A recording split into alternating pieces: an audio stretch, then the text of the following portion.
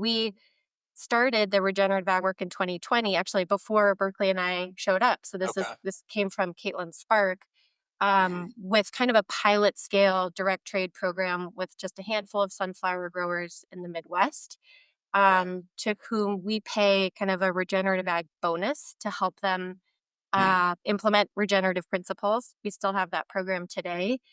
Mhm. But 5 years later, we now have these Regen Ag programs across four of our top ingredients. So almonds, coconut sugar, sunflower, and cocoa. Mm. And the programs have now reached more than, keep me honest, Berkeley, but 4,000 farmers, and they operate more than 70,000 acres. And Oh, yeah. just for that, acres doesn't mean a whole lot to some people. So just for Mm. some context on scale, that is about double the number of acres that it requires. That's required to grow all of our Simple Mills ingredients. So, said another Mm. way, it's nearly double our ingredient footprint at Simple Mills. Yeah. So we're so excited about how that work has grown over, just a few years. But I'll say it's really dynamic. It changes often. Our farmer partners do not hold back sharing very honest feedback about these programs, which is great, right? So we take a really fresh look at the programs every year just to make sure that they're still, serving the people in the places that we're really hoping to elevate. We at Simple Mills feel a huge responsibility to work beyond the confines of Simple Mills.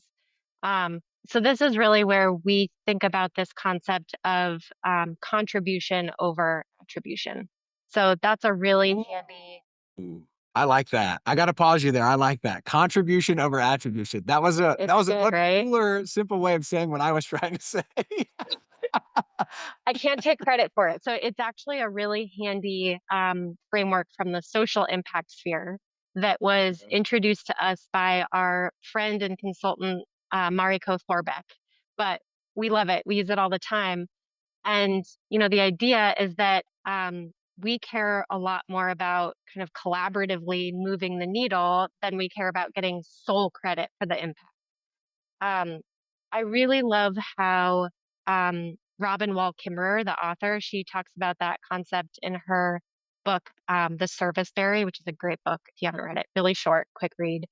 But the way she puts it is that I think she says all flourishing is mutual.